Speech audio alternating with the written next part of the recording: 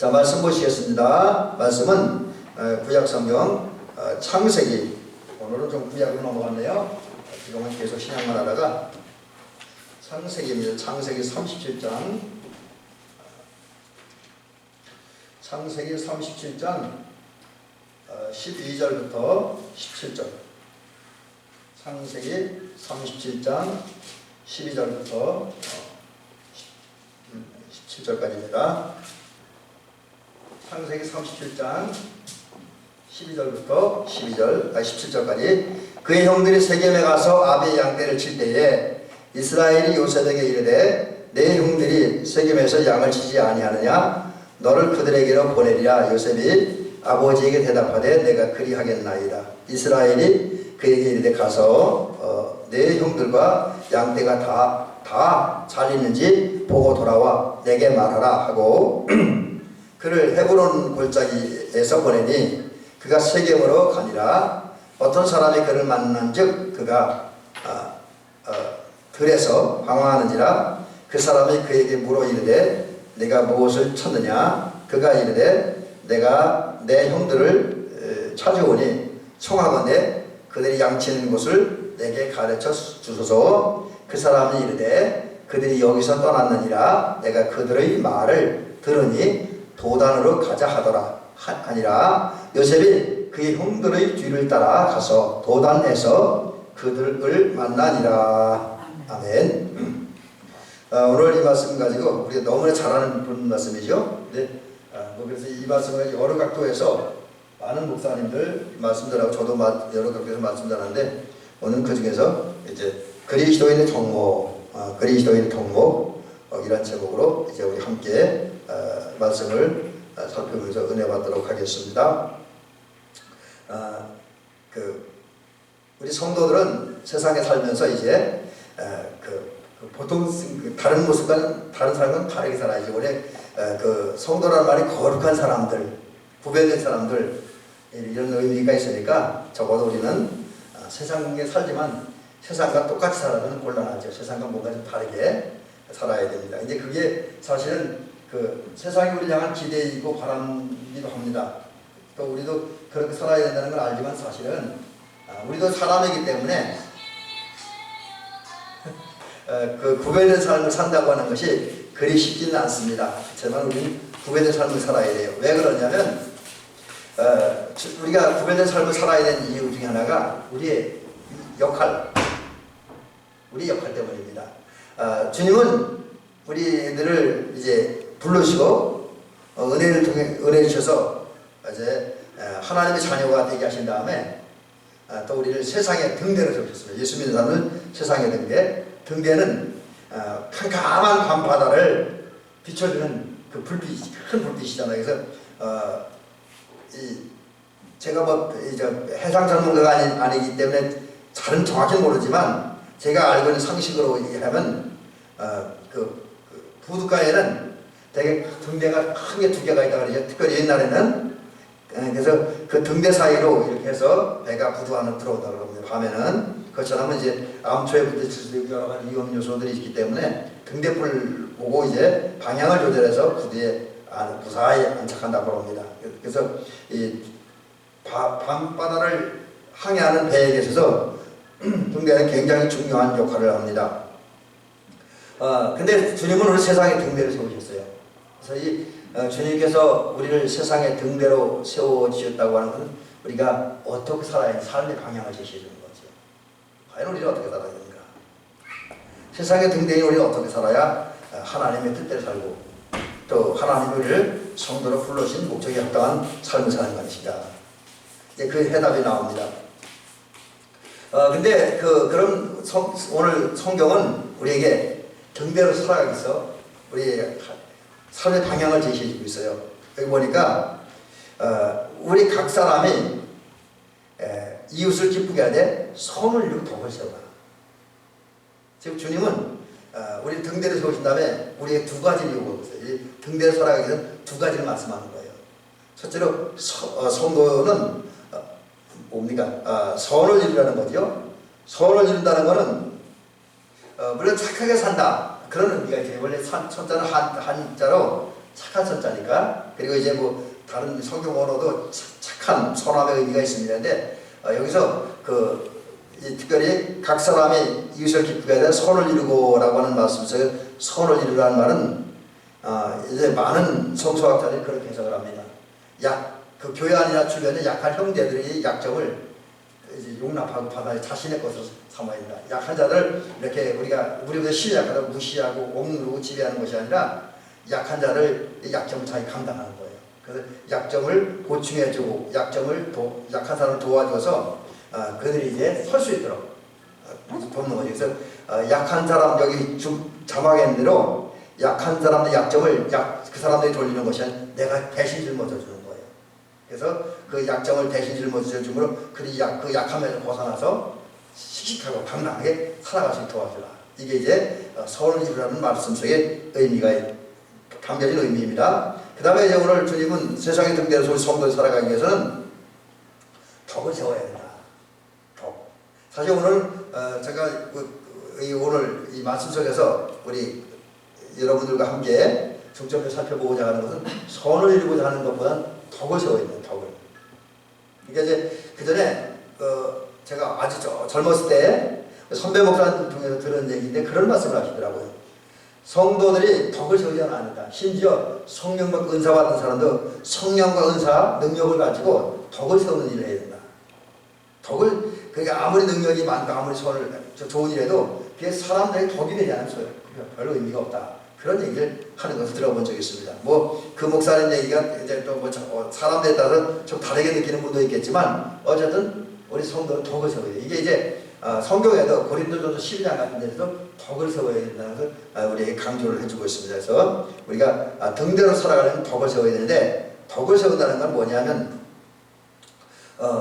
주변 사람들 이제 물론 이제 이미 주님을 알아서 뭐 이제 주님의 은혜를 통해서 지혜와 사랑과 은혜를 갖고 거룩해진 사람도 있지만 대부분의 사람들이 그렇지 못하잖아요. 그런데 그 주님을 모르는 사람들에게 주님을 전하고 말씀을 통해서 성령의 감동을 통해서 진짜 지혜가 무엇인지 진짜 사랑이 무엇인지를 알려주고 그래서 지혜와 사랑을 주님을 통해서 알고 또 주님을 영접하고 믿음으로 그들도 하나님의 은혜를 접할 수 있고 하나님의 은혜를 접하고 하나님의 은혜를 받음으로 이제 모든 잘못을 벗어나서 거룩한 삶이 되도록 도와주는 거예요. 그게 이제 덕을 세우는 거죠. 한 걸음 더 나가서 그런 후에 덕을 세우도록 지혜를 은혜와 거룩에 이르도록 도와준 다음에 그것이 끝나는 것이 아니라 주변 사람들이 그 지혜와 덕을 더 키워가고 더 깊은 사랑 속에 더 큰 지혜를 얻게 하기 위해서 믿음이 있어야 되잖아요. 여러분 믿음은 우리가 뭐 주님을 믿고 의지하는 것도 있지만 그런 것도 있어요. 믿음은 영적 감각이고 지혜와 지식이 됩니다. 우리가 특별히 하나님의 세계에 대해서는 내가 믿는 것만고 아는 거예요. 믿어지는 것만고 알고 믿지 않으면 영적 세계를 모르죠. 우리 아마 권사님 이 말이 이해가 되시리라고 생각을 해요. 내가 믿음이 커지면 하나님에 대해서 신령한 세계에 대해서 신비의 세계에 대해서 더 많이 아는 거죠.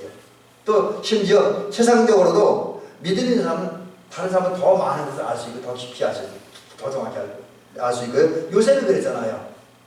바로가 꿈을 꿨을 때 바로도 해석을 못했고 그리고 이제 아무도 해석 못했지만 하나님을 섬겨 믿는 사람 그래서 하나님과 함께한 사람은 그 꿈속에 담겨진 바로의 꿈속에 담겨진 비밀 의미를 알았잖아요. 그러니까 이제 이런 거 보면 믿음은 맡기고 의지하고 신뢰하는 그런 마음이기도 하지만 또 다른 면에서 영적 감각입니다. 느끼는 거예요. 그리고 내가 믿는 것만큼 하나님을 알고 또 하나님의 도우심 성령이 너와 힘속에서 세상의 운영을 세상의 모든 것을 알아가는 것 그것도 믿음이라는 거죠. 그래서 믿어지면 지혜도 많아지고 지식도 많아지면서 그 지혜와 지식의 근원이 되는 믿음이 성장하도록 옆에서 계속 도와주고 격려해주고 이끌어주는 이런 삶이 덕을 세워가는 거죠. 그런데 주님은 우리 등대에 있는 우리들에게 이런 거 지혜를 모르는 사람에게 주님을 통해서 지혜와 사랑을 갖게 하고 영적 지혜 하나님이 참 지혜를 갖게 하고 지식을 갖게 하고 또 사랑에 목말랐던 사람들이 주님을 통해 사랑을 알게 하고 그래서 그리고 또 주님을 복음을 통해서 또 주님을 영접함으로 주님의 은혜를 받고 은혜를 통해 거룩에 이르고 그것도 그것이 더 깊어져 믿음이 성장하는 돕는 저와 여러분들이 될 줄은 믿습니다. 제가 좀 연결을 잘 해야 되죠. 조금 이렇게 하다 보니까 좀 매끄럽지는 못하네요. 어쨌든 두 가지입니다. 덕을 세우는 건 지혜와 사랑, 은혜와 거룩이 이르도록 주변 사람 도와주는 것. 그 다음에 주변에 있는 사람이 믿음이 성장하고 그 성장한 믿음을 가지고 참된 지혜와 지식을 갖고 깊은 은혜 속에 젖어들도록 도와주는 것. 이게 등대 역할을 감당하는 곧 덕을 세우는 길이다라는 것이죠. 그러므로 우리는 이 사실 기억하면서 이제 덕을 세워가는 저와 여러분들이 되는 줄 믿습니다. 또 덕수 세울 뿐 아니라 좀 제가 순서가 바뀌었는데 선을 이루고 덕을 세워가야 된다라고 하는 거죠. 자, 그러면 이제 그 다음 부분에서 이런 말씀을 한번 생각을 해보려고 합니다. 이제 우리가 덕을 세운 사람에 실제로 삶에서 덕을 세운 사람에 대한 이야기, 그가 어떤 모습으로 살았고 그래서 어떤 면에서 덕을 세웠는가 하는 것을 생각을 해보려고 합니다. 이제 그 말씀에 들어가기 전에 이제 이런 얘기부터 시작을 합니다. 조금 전에 말씀드린 것처럼 우리는 등대로 살기 위해서 선을 이루고 덕을 세워야 되는데, 그러기 위해서 우리가 선을 이룬 삶을 살기 위해서 오늘 우리 지금 창세기 37장 12절부터 17절 등장하는 요셉, 그리고 이제 사실은 창세기에서 가장 많은 부분, 이제 많은 지면을 할애해서 기록된 사람이 요셉이 아닌가 그렇게 여기게 돼요. 37장부터 50장까지 거의 요셉의 이야기니까 아마 물론 모세 얘기도 성경에 많이 기록되어 있지만 창세기에서는 제가 뭐 일일이 장수까지 세워보진 않았지만 창세기 50장 가운데에 가장 많은 지면에 걸쳐서 기록이 되어 있는 사람이 요셉이 아닌가, 이제 그런 생각을 합니다. 근데 이제 그 중에 요셉에 대한 기록인데, 이 요셉을 살펴보면서 요셉을 본받아야 돼요. 근데 요셉을 본받아서 요셉 같은 신앙, 요셉, 그리고 그 신앙에 넣은 요셉 같은 성품과 사상과 감정을 가지면 우리는 오늘 그 등대 역할을 감당하는 필요한 덕을 세우고 선을 이루는 삶을 살 수 있으리라고 믿습니다. 그래서 요셉을 본받아야 된다는 거죠. 우리가 이제 요셉의 삶을 쭉 살펴보면 우리가 어떻게 살아야지, 어떤 자세를 가지고 어떻게 살아야지를 알려줍니다. 요셉은 제가 여기 그랬죠. 자막에 어떤 삶의 자세를 가지고 살아야 할지를 가르쳐주는 사람, 요셉입니다. 그래서 신앙적인 면에서 그렇고 그냥 개인 인간적인 면에서 그렇고 요셉은 우리 성도들이 어떻게 살아야 할지, 사실 저는 최근에 이제 좀 이렇게 신앙적인 부분에도 많이 이걸 하지만 그 중고등학교 시절에는 이 교회 선생님이나 또 우리 학교 선생님이 한 분이 이제 권사님이어갖고 이제 그까지 요셉 얘기를 해줘갖고 요셉을 이야기하면 그때는 이제 신앙적인 요셉보다는 성실하게 살아간 요셉을 더 먼저 접했어요. 성실하고 진실하게 살아간 요셉을 더 많이 접했는데 이제 그것도 중요한 거지만 성경으로 돌아가서 깊이 살펴보면 요셉은 영적인 부분에서 굉장히 우리가 본받아야 할 것이 많은 사람이다. 그래서 요셉은 정리를 해보면 신앙적으로 어떻게 살아야 할지, 또 일상생활 속에서 어떻게 살아야 할지 잘 가르쳐주고 보여주는 사람입니다. 특별히 오늘 본문의 얘기는 우리가 이제 등대 역할을 감당하면서 어떻게 살아야 할지 이제 그건 잘 가르쳐주죠. 그래서 요셉 얘기를 해보면 대체로 이와 같습니다. 요셉은 꿈을 꿨죠. 어느 날 꿈을 꿨는데 하늘의 해와 달과 별이 자기에게 절을 하는 꿈 순서가 꽉 바뀌었네요. 그게 두 번째 꿈이고, 첫 번째 꿈은 곡식, 형들과 함께 이렇게 밭에 가서 곡식을 묵는데 형들이 묵은 곡식이 벌떡 있어서 자기에게 절을 하는 그런 꿈을 꿨고 그 얘기를 했잖아요. 그래서 형들에게 미움을 받았죠. 아버지는 이제 이렇게 주인을 줬어요. 주인을 줬는데 그래도 요셉의 꿈을 마음에 두었다 그랬어요. 뭐가 있다는 것을 알았다는 거죠. 이런 형들의 미움을 받아서 참 여러 가지 면은 위험한 상태에 있는데, 그럼에도 불구하고 요셉은 아버지가 시킨 일이 뭐냐면, 지금 이제 아버지가 이제 아들들을, 요셉을 제외한 다른 아들들을 세겜 땅으로 보냈습니다. 세겜 땅으로 보내서 거기서 이제 양들을 돌보게 하는데 그걸 보내는 거예요. 그래서 이제 이 요셉은 아버지가 시킨 일, 그 감당하기 위해서 이제 세겜으로 갔습니다. 근데 성경에 보니까 요셉이 세겜에 갔을 때 요셉의 형들은 그것이 없었어요. 아마 이제 이제 양을 기르는데 적절한 환경이 아니었나 봐요. 처음엔 괜찮았는데 뭐 양을 가지고 좀 있다 보니까 풀도 떨어지고 물도 떨어지고 그러다 보니까 물 찾아 풀 찾아 다른 곳으로 떠났죠. 그래서 그걸 모르고 요셉은 갔습니다. 그러다가 이제 결국 형제를 만나지 못하니까 이것저것 찾아다니는 거예요. 아버지가 시킨 심부름을 다하기 위해서, 다른 말은 아버지가 시킨 곧 자기에게 주신 사명을 완수하기 위해서 이것저것 찾아다닙니다. 근데 이제 그런 고전의 생각을 해보면 요셉은 아버지로부터 이제 형들에게 가라는, 세겜으로 가라고 하는 말을 듣고 이제 머뭇거리지 않았죠. 즉시 갔습니다. 이게 요셉의 순종의 한 모습이죠. 그리고 부분적으로 하는 것이 아니라 온전히 했어요. 이 온전히 했다는 말은 아버지가 준 사명을 완수하기 위해서 할 수 있는 일을 다 했다는 거죠. 물론 그 일하는 어려움 당하지만 어쨌든 요셉은 아버지가 시킨 일을 위해서 최선을 다하고 있고 온전히 감당하고 있습니다. 우리는 이런 요셉을 본받아야 돼요. 왜냐하면 이제 등대와 관련된 말씀을 얘기합니다. 마태복음 5장 13절에 보니까 주님은 우리를 세상의 소금이라 하잖아요. 소금은 썩는 역할을 막아주고, 썩는 걸 막아주고, 썩는 걸 막아주는 역할을 합니다. 방부제 역할을 하잖아요. 또 맛을 내는 역할을 하잖아요. 우리 권사님도 그렇고 아마 장로님도 식성이 어떠신지 모르지만 너무 싱거운 소금 안 들어간 반찬을 못 먹잖아요. 그죠? 어느 정도 딱 짜내야 먹잖아요. 그와 마찬가지로 우리가 이 세상 사는 사람들이 세상을 행복하게 살려면 그 행복하게 살 수 있는 맛있는 게 있어야 돼요. 그게 이제 육신적인 것이 아니라 정신적인 영적인 것이 있어야 되죠. 그래서 그런 것을 제공해주는 역할을 감당해야 될 사람들이 바로 우리라고 하는 거죠.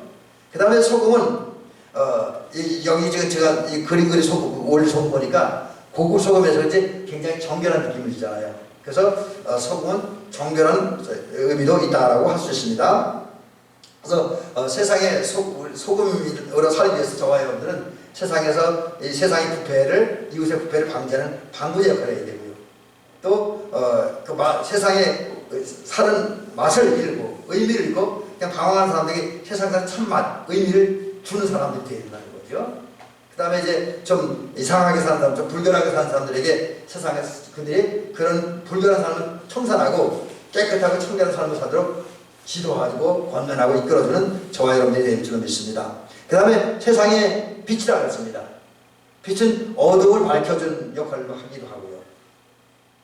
그리고 또 하나는 이제 빛이 있으면 따뜻하잖아요.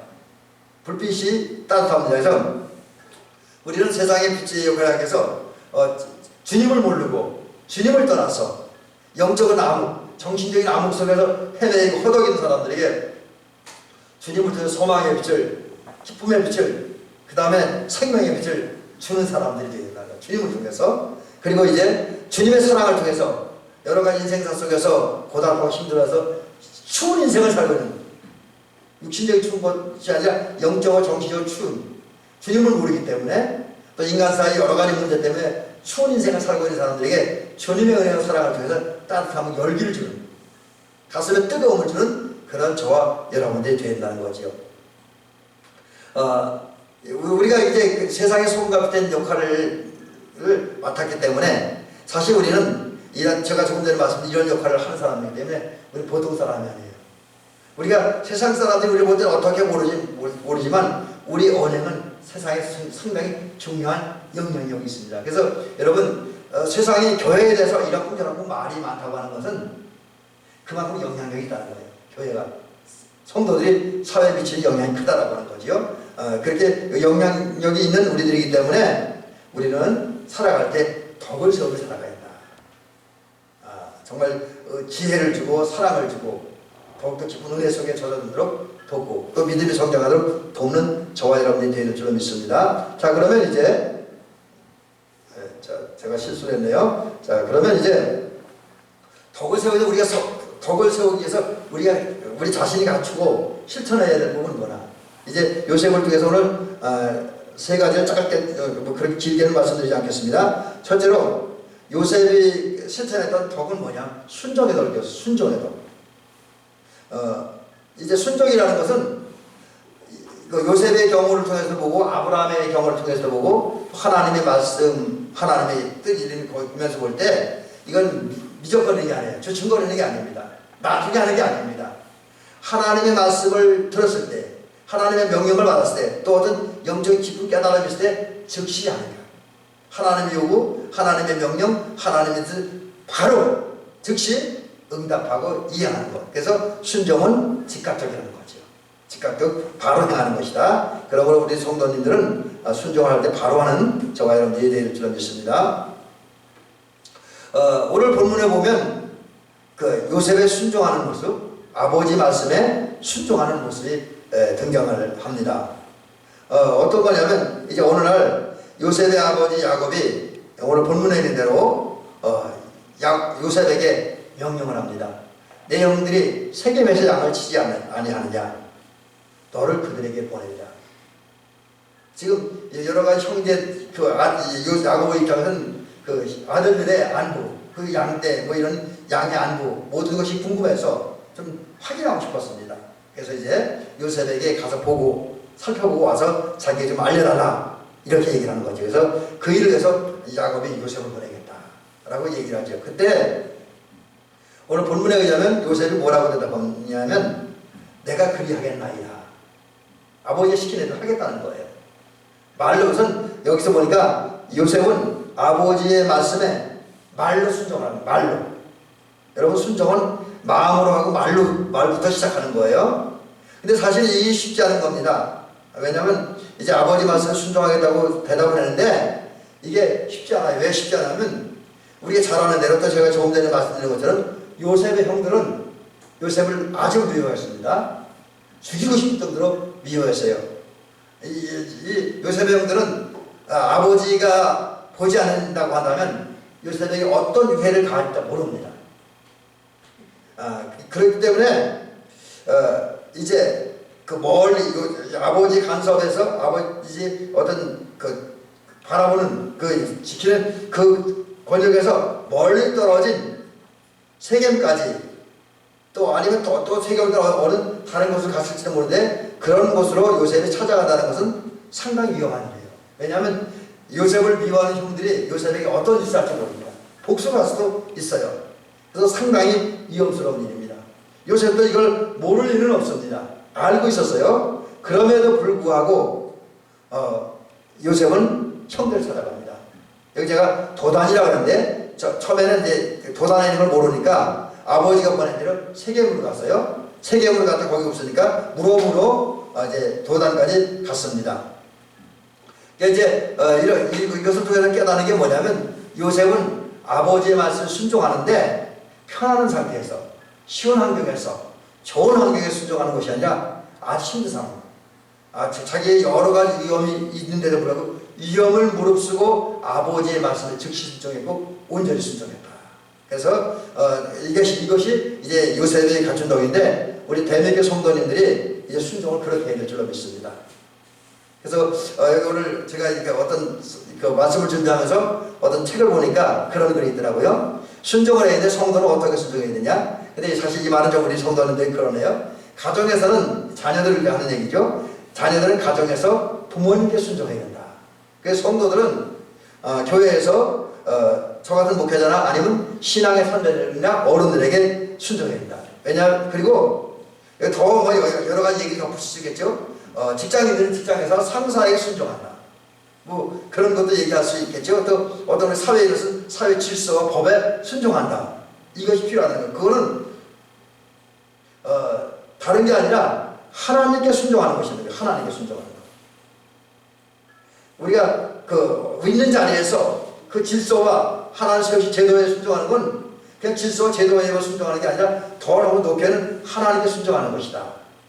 그리고 그렇게 순종하는 삶이 성도가 갖춰야 될 덕이다라고 오늘 성경은 우리들에게 가르쳐주고 있습니다. 이게 제 말이 아니라 주님의 말씀입니다. 그러므로 우리 성도들은 이제 하나님께 순종하고 또 하나님 세우신 모든 제도와 질서 속에 순종함으로 하나님께 온전히 순종하는 덕 있는 성도들이 되시기를 주의 이름으로 간절히 부탁을 드립니다.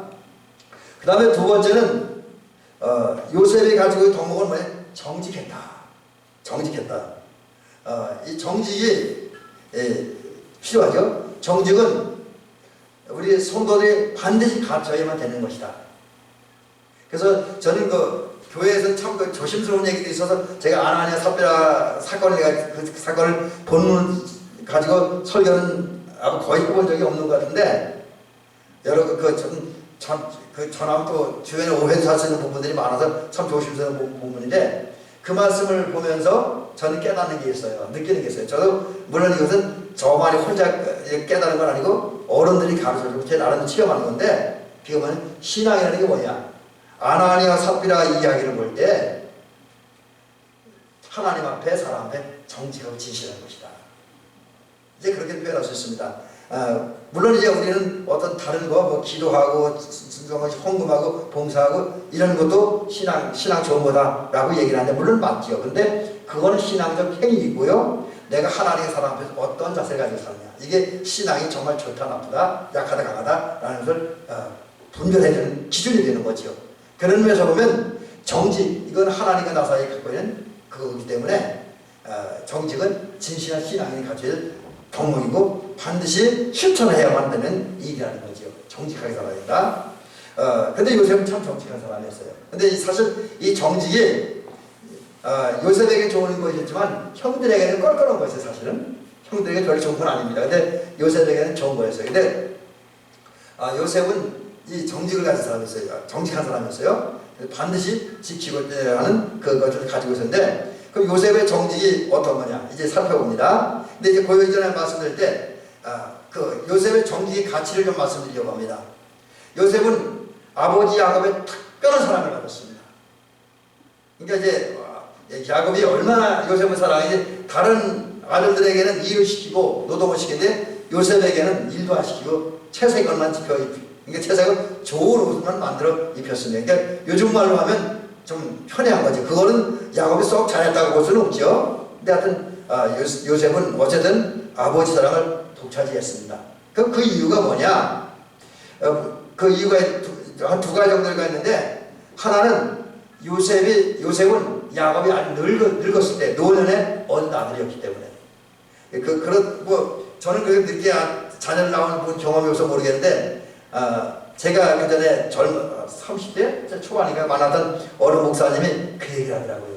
당신에게 결혼해서 이미 오래전에 한 20여 살 10몇 년? 20년 정도 된 전에 이미 애기가 있는 한 20살 가까이 된 애기가 있는데 그러다가 50이 넘어서 50岁 딸을 낳는데 그 딸이 너무너무 이쁘대요. 아주 집에 가서 그 딸만 보면 그 목사님 말이 그래요. 아주 환장을 하게 되겠다. 너무 이뻐서. 그러니까 늦둥이가 너무 이쁘다는 거죠. 그런 면에서 요셉은 아버지의 사랑을 독차지할 수밖에 없어요. 노년에 얻은 아들이었기 때문에. 그러나 이것과 함께 요셉이 아버지의 사랑을 독차지한 또 하나의 이유가 있습니다. 그게 뭐냐면 다른 형제들과는 달리 이 요셉은 정직했어요. 그죠? 형들이 미워하는 말든 주변 상황이 어떤 말든 본 것을 본 대로 사실대로만 말할 수 있는 그런 사람이었습니다. 그래서 심지어 제가 아까 그랬잖아요. 요셉의 정직함이 그에게 좋은 거였지만 형들은 별로 안 좋은 거라 그런데 그게 뭐냐면 형들이 잘못한 것도 좀 감추거나 이렇게 좀 둘러댔었는데 이 요셉은 너무 정직하고 너무 솔직해서 그 둘러대는 걸 못해. 사실대로 이렇게 말 못해. 그래서 형들의 잘못을 아버지 그대로 말씀드렸어요. 이것도 요셉이 꿈과 함께 형들의 미움을 받는 원인이 되기도 했습니다. 그러나 형들과는 달리 아버지 야곱은 정직한 요셉을 사랑했습니다.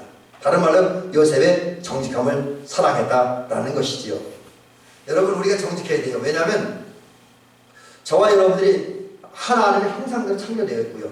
또 타락한 결과 하나님의 형상을 잃어버렸었는데 예수 그리스도의 구속의 은혜로 또 그 구속의 은혜를 우리의 믿음으로 받아들임으로 거기다가 우리들은 열심히 있는 신앙인들이기 때문에 기도하고 부르짖어서 하나님의 은혜와 은사를 체험했잖아요. 그 결과 우리가 아직 완전하다고 보기는 좀 그렇지만 그래도 한 부분으로나마 하나님의 형상을 지우받았고 또 지우받았던 하나님의 형상을 회복했습니다.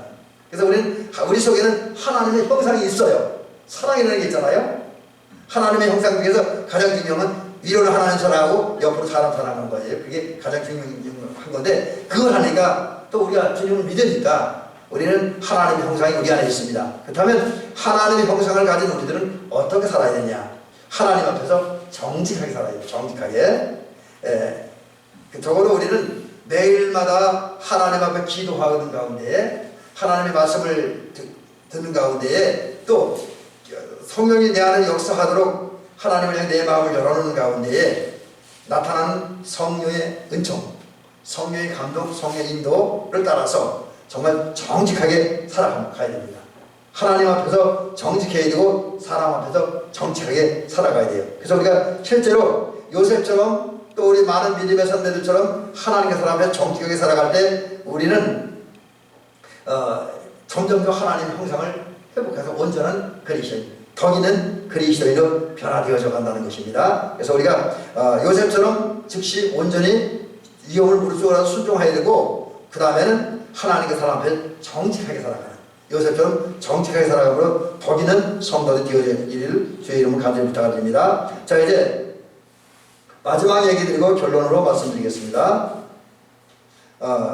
여러분, 우리가 이제 정직 세 번째는 뭐냐면, 요셉이 가진 죄송합니다. 덕목이죠. 요셉이 가진 덕목 세 번째는 뭐냐면 충성입니다. 충성. 충성은 정말 몸 바쳐서, 마음 바쳐서, 시간 바쳐서 주님을 위해, 또 우리 교회를 위해서, 나라를 위해서 헌신하고 일하는 거죠. 근데 여러분, 이 충성은 변함이 없어야 됩니다. 사실 사람들은 이 충성에 있어서 많이 변해요. 특별히 교회 안에서 보면 우리 장로님이나 권사님들 그러시지 않겠지만, 어떤 분들을 보면 기분 좀 충성하는데 기분 나쁘면 충성 안 해. 어떤 목사님이 그러더라고요. 어떤 분이 하도 변덕이 심하니까 누구는 기분 나쁘면 지옥 갈 사람이래. 기분에 따라 너무 변화시키면 안 된다는 거죠. 이 충성이라는 건 상황이 어떠한지, 조건이 어떠한지, 감정이 어떠한지, 이건가 어떠한지 변함없이 해야 된다는 거죠. 변함없이. 충성의 전제 조건입니다. 요셉은 실제로 이런 충성심이 있어요. 요셉의 삶을 보면 되게 발견이라고 되어 있는데 발견입니다. 제가 니은자를 이응을 잘못 썼네요. 요셉의 이렇게 발견되는 덕목이 하나 있는데, 그거는 충성심입니다. 하나님께 충성했지만 아버지께 충성한 사람이었어요.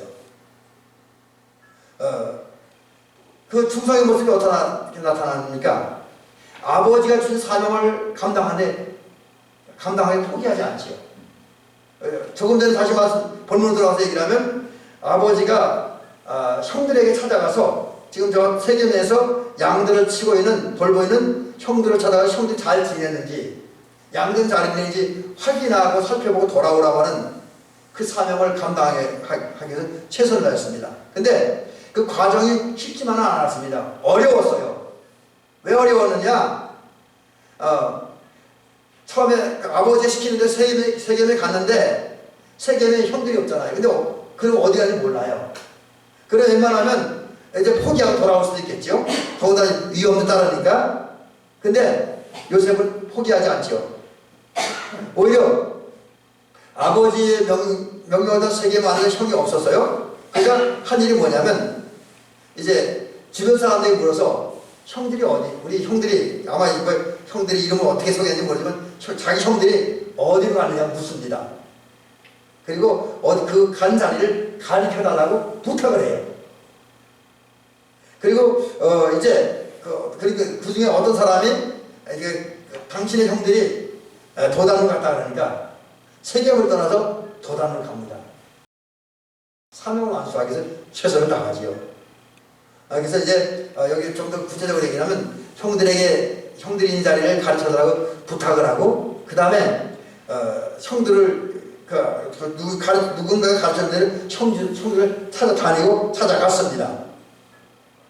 사명을 다하려고, 충성하려고, 완수하려고 최선을 다하는 그 모습을 봅니다. 그러면서 또 하나는, 이 형들은 자기의 꿈 때문에, 또 아버지의 사랑을 독차지한다는 이유 때문에 자기를 미워했지만, 그러나 요셉은 형들과는 다르게 형제들을 사랑했습니다. 그리고 사랑했기에 이제 형들을 찾아가려고 하는 거죠. 그리고 결국은 최종적으로 형제들을 만났습니다. 물론 그 만남이 결국 요셉이 노예로 팔려가는 결정적인 원인이 되었고, 약 20여 년 이상을 노예 생활하게 되는 원인이 되기도 했습니다. 하지만 그것과 상관없이 요셉은 상황이 어렵고 또 위험성이 따르지만 아버지가 준 사명을 완수하기 위해서 어떤 위험성을 무릅쓰고 끝까지 또 여러 가지 돌발적인 상황이 발생했는데 또 그 돌발적인 상황 때문에 사명을 완수하기 거의 어려운 상황이 왔는데도 포기하지 않고 끝까지 충성을 합니다.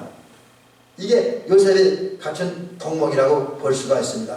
중도에 포기하지 않고 변함없이 충성하는, 고난이 따르고 어려움이 따랐으나 그 고난 자체를 요셉은 이게 사명을 완수하는 과정이라고 여기고 끝까지 변함없이 충성했습니다. 바로 이게 우리가 갖춰야 될 충성이라는 거죠. 여러분, 우리도 사실 하나님을 위해서, 교회를 위해서, 가족을 위해서, 가정을 위해서, 또 여러분의 어떤 꿈을 위해서 충성 헌신하려면 이 잘 될 때도 있죠. 좋은 때도 있지만 또 많은 고난도 따르기도 합니다. 돌발 상황도 발생하기도 해요. 포기할 수밖에 없는 상황이 발생하기도 합니다. 그런데 그런 상황에 눌러앉고 포기한다면 진정한 충성이 아니라는 거죠. 진정한 충성은 요새까지 어려움 중에도 변함없이 끝까지 성실하게 충성함이라고 그 결과 주어진 사명을 완수하는 게 이제 충성이고, 또 그런 충성을 할 때에 우리는 결국 그런 과정 속에서 하나님의 은혜로 하나님의 형상을 하나하나 회복해 간다라는 사실입니다. 이제 마지막 결론은 이런 말씀 드리고 오늘 말씀 마치겠습니다. 여러분, 요셉은 이제 세 가지 덕목을 갖추었습니다. 그 덕목은 저와 여러분들이 갖춰야 될 덕목입니다. 그 내용을 말씀드리고, 순종, 정직, 충성. 오늘 다른 말씀은 다 잊어버려도 괜찮아요. 근데 요 세 개만 꼭 기억하시기 바랍니다. 우리 그리스도인은 세상에서 등대 역할을 감당하기 위해서, 곧 세상에서 소금과 빛된 역할을 감당하기 위해서 이번 한 주간 동안 순종과 정직, 충성이라는 덕목을 가지고 삶의 현장에서 열심히 사시기를 주의 이름으로 부탁드립니다. 그것은 우리 성도들이 갖춰야 할 아름 덕목이니까 반드시 갖추고 그것을 실천함으로써 이제 제자의 즐거움, 제자다운 삶을 살고 또 세상을 향해서 덕을 세우고 하나님께는 영광을 드리는 저와 여러분 되어 주시기를 주의 이름으로 축원합니다.